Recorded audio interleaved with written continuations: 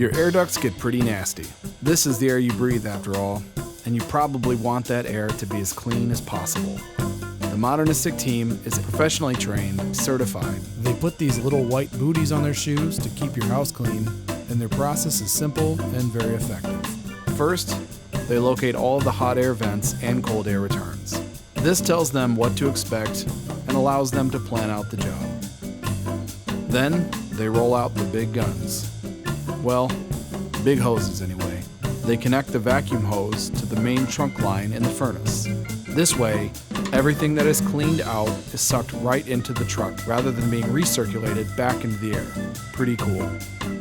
A variety of special tools, including all of these strange-looking things, are used to clean every air duct. This is how they make sure that all of the dirt, dust, bouncy balls, stray crumbs, debris, pet hair, whatever, are dislodged and sucked into the Modernistic truck and out of your ducts. They then seal up the access ports with industry-approved caps and panels and clean off all register covers. After the cleaning, the crew will be sure to leave your home just as it was when they came in, yet with remarkably cleaner air.